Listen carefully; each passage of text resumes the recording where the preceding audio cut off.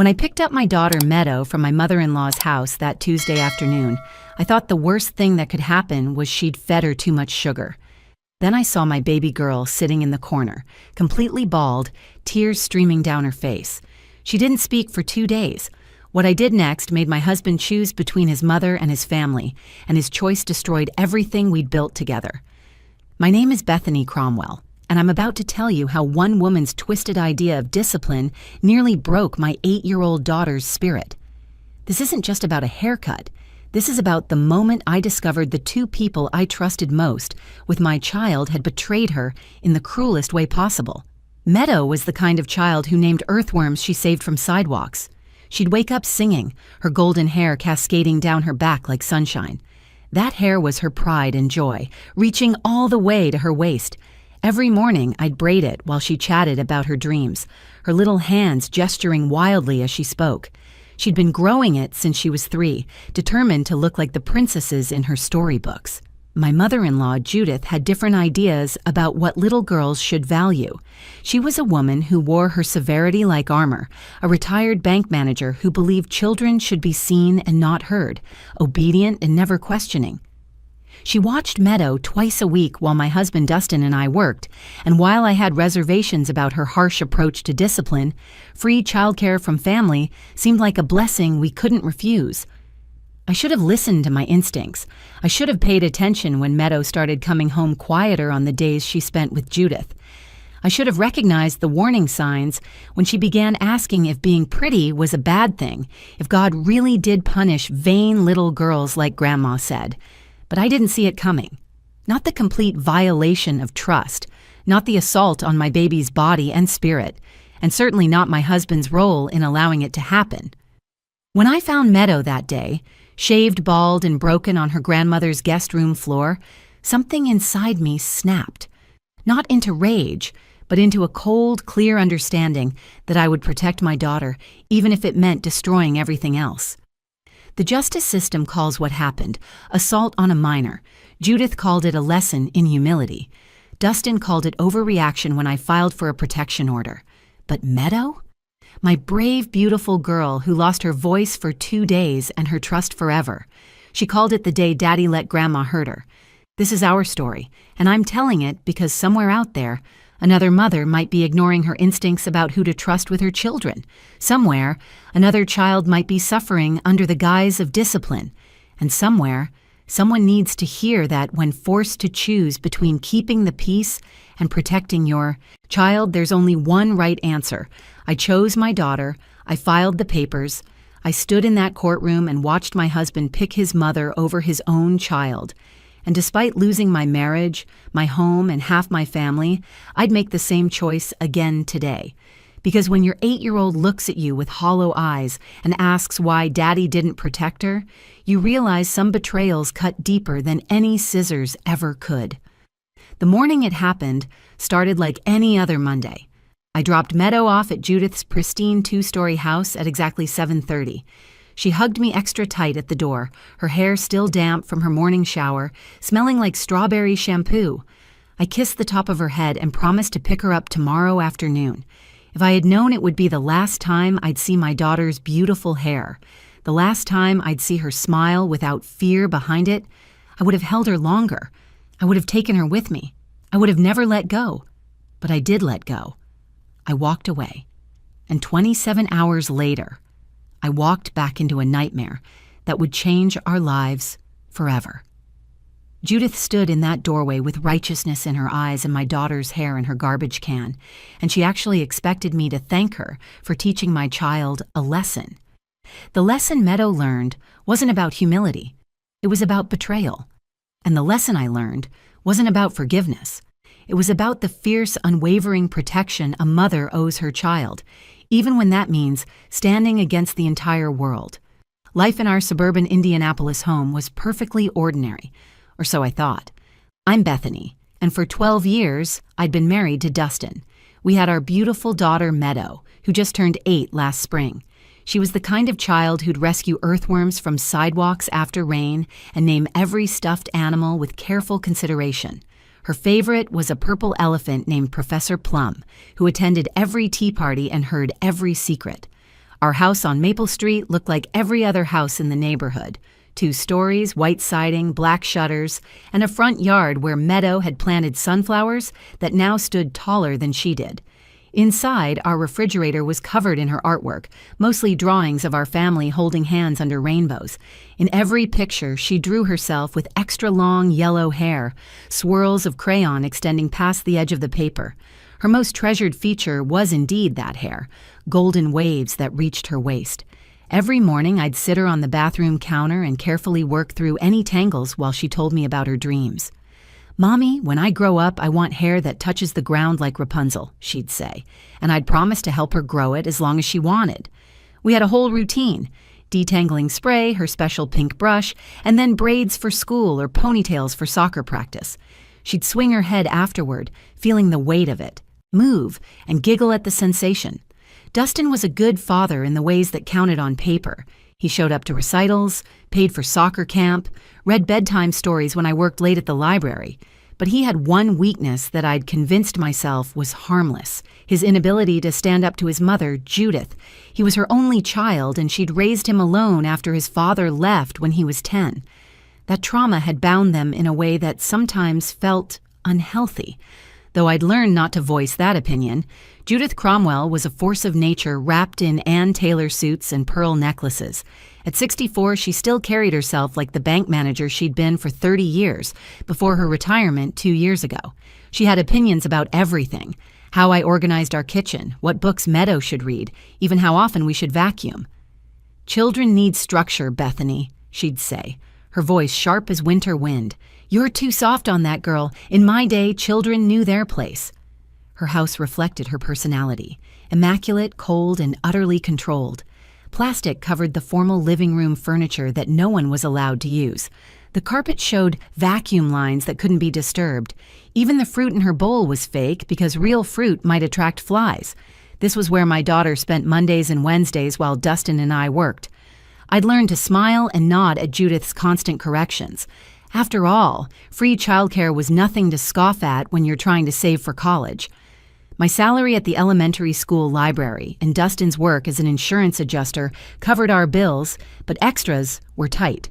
Besides, Meadow seemed to manage her grandmother fine, though she'd sometimes say troubling things I should have paid more attention to. "Grandma Judith doesn't like when I sing," she mentioned once over dinner. "Well, some people prefer quiet," I'd responded, not looking up from the permission slip I was signing. "Grandma says I'm too proud of my hair," she said another time, twirling a strand around her finger. "Grandma's just from a different generation," Dustin had replied. "She means well." That phrase, "she means well," was Dustin's answer to every concern I raised about his mother. When Judith criticized my housekeeping in front of Meadow, she meant well. When she told Meadow that girls who wore nail polish were asking for attention, she meant well. When she threw away the chocolate chip cookies I'd packed for Meadow's lunch and replaced them with rice cakes, she apparently meant well too. That particular Monday started like any other. I kissed Meadow goodbye at Judith's doorstep at 7:30 sharp. Judith didn't tolerate lateness, even by a minute. Meadow hugged me tight, tighter than usual actually. Looking back, I wonder if somehow she knew what was coming. "Be good for Grandma," I said, the same words I always said. "I love you, Mommy," Meadow replied, her face buried against my stomach. "Love you too, baby girl." As I turned to leave, Judith called out, "Bethany, I've been thinking Meadow needs to learn some humility. That child spends entirely too much time preening in mirrors, admiring herself like some kind of peacock." "She's 8, Judith. All little girls love playing with their hair." "Vanity is a sin," she replied, already closing the door. "It's my responsibility to guide her properly when she's under my care." I sat in my car for a moment, unease prickling at my neck. But then I looked at the clock, realized I'd be late for work, and drove away. That decision, that moment of choosing punctuality over instinct, haunts me still. Tuesday afternoon came with spring thunderstorms that turned the sky the color of old pennies. The library basement had flooded again, a recurring problem the school board kept promising to fix, and my supervisor sent everyone home at 2 o'clock. I sat in my car, windshield wipers beating against the rain, and decided to surprise Meadow by picking her up 3 hours early. Maybe we could bake cookies together or paint our nails that bright purple she'd been begging to try. I didn't call Judith. Some instinct, maybe the same one I'd ignored the day before, told me not to give warning. The 10-minute drive to her house felt longer in the storm, thunder rattling my windows as I pulled into her driveway behind her pristine white Cadillac. The house was eerily quiet when Judith answered the door. No cartoons playing, no sound of Meadow's constant humming. The silence felt wrong, like walking into a library after an earthquake, when even the books seemed to hold their breath. "You're early," Judith said, not moving from the doorway.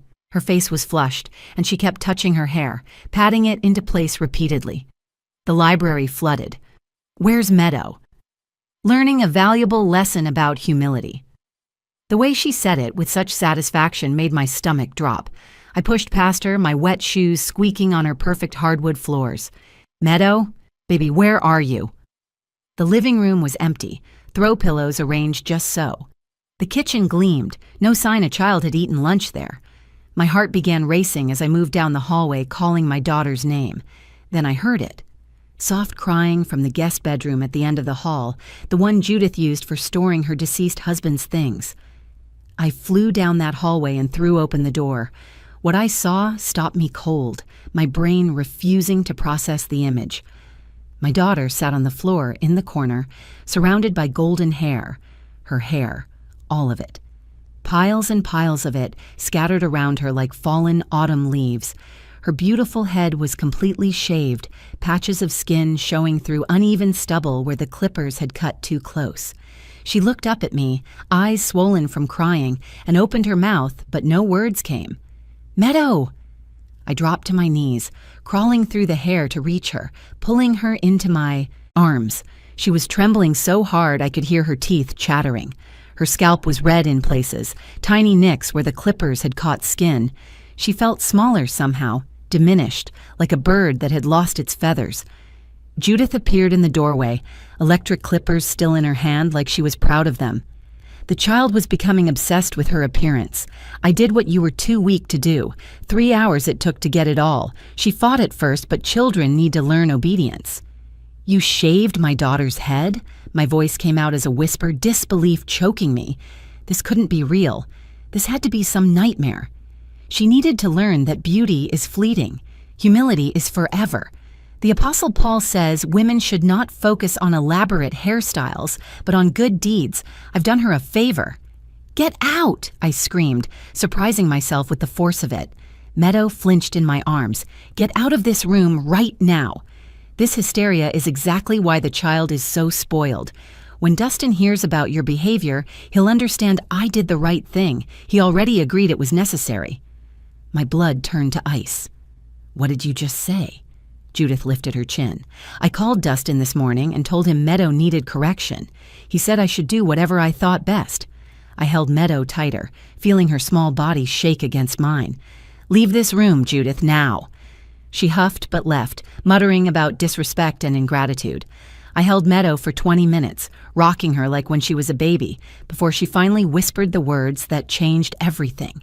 "Daddy said Grandma knows best." Daddy knew. I pulled back to look at her face. "Daddy knew Grandma was going to cut your hair?" She nodded, fresh tears spilling. "Grandma called him at work. She put him on speaker so I could hear. He said to listen to her and stop being vain. He said it was just hair." Just hair. My husband had called our daughter's autonomy, her security, her treasured feature just hair, and given his mother permission to take it by force. I gathered Meadow up, carrying her like a baby, though she was getting too big for it. Judith stood in the hallway, arms crossed, blocking our path to the front door. "You're overreacting, Bethany. Hair grows back. In 6 months, this will all be forgotten. Move, or I will move you." Something in my voice must have convinced her because she stepped aside. As I carried Meadow past her, Judith called out. She sat still eventually, once she realized fighting wouldn't help. 2 days. Meadow didn't speak for 2 days. She wouldn't go to school Wednesday morning, just shook her head violently when I mentioned getting dressed. She wouldn't eat her favorite strawberry pancakes, wouldn't watch cartoons, wouldn't even pet our neighbor's golden retriever when he bounded over to our yard. She just sat in her room, wearing a winter knit hat in May, staring at nothing while clutching Professor Plum to her chest. I called in sick to work both days, sitting outside her door when she wouldn't let me in. I could hear her sometimes, little gasps that sounded like words trying to form but failing. The pediatrician, Dr. Renfield, saw us Wednesday afternoon. She took one look at Meadow's shaved head, at the small cuts on her scalp, at the way my daughter pressed herself against me when anyone approached, and her face went hard. "This is trauma response," she said quietly, while Meadow sat in the examination room with a nurse. "Has she spoken at all?" "A few words Tuesday night. Nothing since." "I'm referring you to Dr. Camille Norton. She's a child psychologist who specializes in trauma. Bethany, I have to ask, who did this to her?" "Her grandmother, with my husband's permission." Dr. Renfield was quiet for a long moment, typing notes into her computer. "I'm mandating this report. You understand that, right? This meets the threshold for abuse." Thursday morning, while Meadow colored silently at the kitchen table, still wearing her winter hat, I called my sister, Francine. She was a paralegal at Brennan & Associates, a family law firm downtown, and when I told her what happened, she went silent for so long I thought the call had dropped. "Say that again," she finally said. "Judith did what?" I repeated the story, watching Meadow draw the same picture over and over, a girl with no hair crying. "Bethany, this is assault. On a minor. By a family member. Where's Dustin?" "He's been staying in the guest room. Says I'm overreacting, that kids are resilient, that his mother was just trying to help. He actually said maybe Meadow was getting too focused on her appearance. He's lost his mind. Listen carefully. You have options, but you need to decide what you're willing to lose." I looked at my daughter's empty breakfast plate, the one I'd optimistically filled with scrambled eggs she wouldn't touch. I thought about finding her on that floor, surrounded by her own hair like some horrible sacrifice. I thought about her asking why Daddy let Grandma hurt her. I'm willing to lose everything except her. Good. Document everything. Take pictures of her head, the cuts, everything. Get the pediatrician's report and make sure she files with CPS.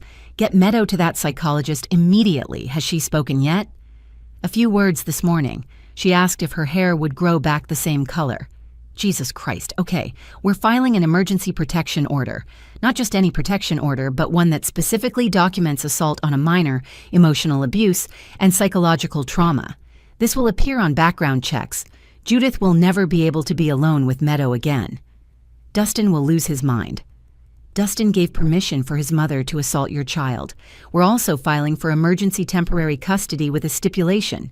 Any parent who allowed or facilitated the assault cannot have unsupervised visitation until completing parenting, classes, and therapy.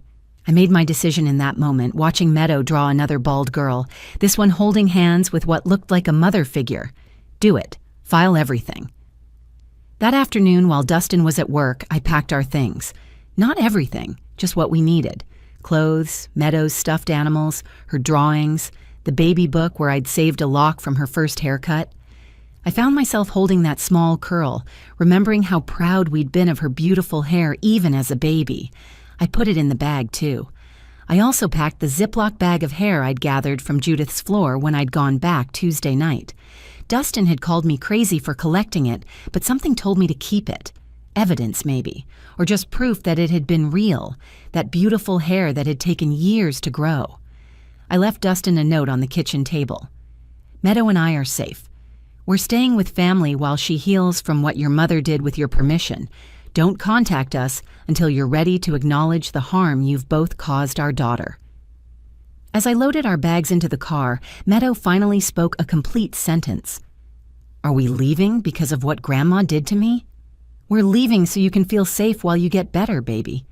She nodded, wise beyond her 8 years, and climbed into her booster seat. As we pulled out of the driveway, she said quietly, "Daddy didn't protect me." "No, sweetheart, he didn't." "Will you always protect me?" "Always, even if I have to fight the whole world." She was quiet for the rest of the drive to Francine's apartment, but she held my hand when we walked inside. The courtroom was smaller than I expected, with wood paneling that had seen better days and fluorescent lights that hummed like angry wasps. It was Friday morning, 2 weeks after the incident, and Meadow sat beside me in a new pink dress Francine had bought her, a soft cotton hat covering her head. She'd started talking more, but her voice was different now, smaller, like she was afraid of taking up too much space in the world. Judith sat rigid in her seat across the aisle, wearing her Sunday best navy suit with the gold buttons, as if propriety could erase what she'd done. Dustin sat beside her, not with me, not in the middle trying to stay neutral, but right beside his mother with his hand on her shoulder. That told me everything I needed to know about where we stood. Judge Patricia Hawthorne was known for being tough, but fair. She was in her 60s, with silver hair pulled back in a severe bun and eyes that seemed to see through people. She read through the documents slowly, the photos of Meadow's shaved head showing the uneven patches and small cuts, the psychologist's report about selective mutism from trauma, the statement from Meadow's teacher about the dramatic change in behavior, how she now hid in the bathroom during recess. "Mrs. Judith Cromwell," the judge began, her voice cutting through the courtroom's tense. Silence. "You admit to shaving this child's head?" Judith stood, smoothing her skirt. "I was teaching her a lesson about vanity, Your Honor. The Bible says that women should not focus on outward adornment. 1 Timothy, chapter 2, clearly states that elaborate hairstyles are inappropriate." "I didn't ask about the Bible. I asked if you shaved an 8-year-old child's head without her parents' immediate consent." Her father approved. I called him that morning. Judge Hawthorne turned to Dustin, who was already shifting in his seat. "Mr. Cromwell, you gave permission via phone for your mother to shave your daughter's head?" Dustin straightened his tie, a nervous habit I'd watched for 12 years. "I trusted my mother's judgment on discipline, Your Honor. She raised me well, and I turned out fine." "Did you specifically agree to her shaving your daughter's head?" "I told her to do what she thought was best. Meadow had been getting vain about her appearance, always brushing that hair, always wanting ribbons and bows." "Would you give permission for someone to shave your head against your will as discipline?" Dustin's face reddened. "That's different, Your Honor." "How?" The silence stretched out. Dustin opened his mouth twice, but no words came. Finally, he managed, "I'm an adult." "And your daughter is a child who depended on you for protection," Judge Hawthorne responded sharply. She continued reading, then stopped at one page, her expression shifting from stern to genuinely disturbed. "This child didn't speak for 2 days. She's been diagnosed with trauma-induced selective mutism." "Temporary," Dustin interjected, his voice too loud in the small room. "Kids are dramatic sometimes. She's talking now, so clearly she's fine." Judge Hawthorne removed her reading glasses and looked directly at him. "Mr. Cromwell, I have 3 grandchildren. If someone shaved their heads against their will, I'd consider it assault, not drama. Your daughter was violated by someone she trusted, with approval from her father. That's not drama, that's betrayal." She turned to me and her expression softened slightly. "Mrs. Cromwell, you're seeking a protection order and modified custody arrangement?" "Yes, Your Honor. I want my daughter safe. I want her to know that no one has the right to touch her body without permission, not even family." "Your Honor," Judith stood up suddenly, her voice shrill. "This is ridiculous. I'm her grandmother. I changed that child's diapers. I bought her Christmas presents. One haircut and suddenly I'm being treated like a criminal? Ma'am, you physically restrained and shaved a child's head against her will. That child required medical attention for cuts on her scalp. That child stopped speaking. That is assault. Sit down." Judith sat, but her face was purple with rage. Judge Hawthorne continued, "Mr. Cromwell, I'm granting the protection order. Your mother is not to have any unsupervised contact with the minor child. Furthermore, you have a choice to make. You can contest this order and stand with your mother, likely losing custody rights in the process. Or you can accept these terms, complete the required parenting courses, attend family therapy, and work to rebuild trust with your daughter." The courtroom fell silent. I could hear the clock ticking, could hear Meadow's shallow breathing beside me. Dustin looked at his mother, then at Meadow, then back at his mother. "Your Honor." Dustin's voice was strained. "I have to choose between my mother and my family. Your mother chose to assault your daughter. You chose to allow it. Now you're facing consequences. What's your decision?" 30 seconds passed. 30 seconds that felt like 30 years. Finally, Dustin spoke. I stand with my mother. Family loyalty matters. Bethany is poisoning Meadow against us. My mother was trying to help, and this witch hunt needs to stop. The gavel came down hard. 6 months have passed since that day in court, and autumn has painted Indianapolis in shades of gold that remind me of what Meadow's hair used to be. This morning, she stood in front of our bathroom mirror, running her fingers through hair that now reaches just past her ears, soft and wavy, and growing stronger every day. She doesn't hide it under hats anymore, though she still keeps the pink one Francine bought her in a special place in her dresser drawer. Our apartment is smaller than the house on Maple Street, just 2 bedrooms and a living room that doubles as my home office. But Meadow calls it our safe house. She painted a sign for her bedroom door that says Meadow's Garden and decorated it with paper sunflowers. The real sunflowers from our old yard are probably dead now since Dustin never remembered to water anything, but we planted new ones in pots on our tiny balcony. They turn toward the sun just like the old ones, proving that some things can begin again. The divorce was finalized last month. Dustin fought for the house, claiming it was his family legacy since his mother had helped with the down payment. I didn't contest it. That house had too many memories of betrayal soaked into its walls. He also fought against child support, arguing that if I was restricting his access to Meadow, he shouldn't have to pay. Judge Hawthorne, who presided over that hearing too, reminded him that financial obligation to his child didn't end because he chose his mother over her safety.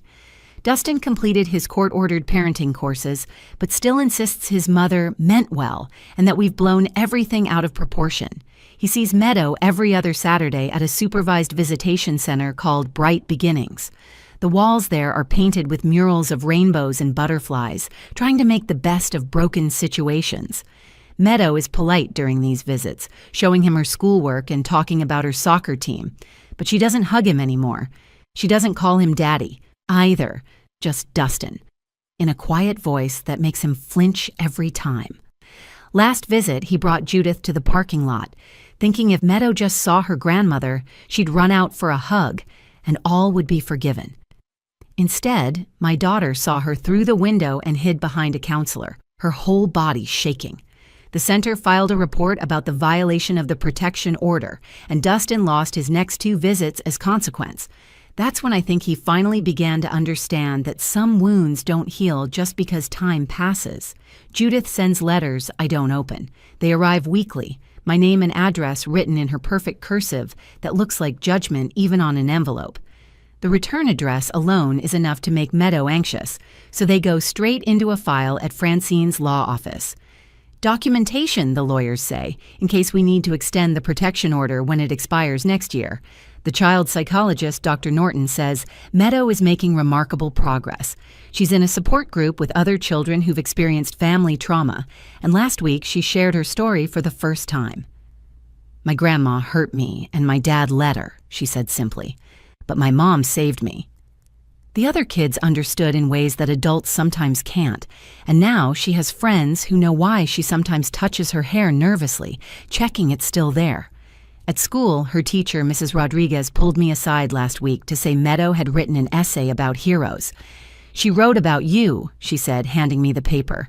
In careful pencil, Meadow had written, "My hero is my mom because she picked me instead of picking easy. Heroes don't always wear capes. Sometimes they wear library name tags and fight in courtrooms."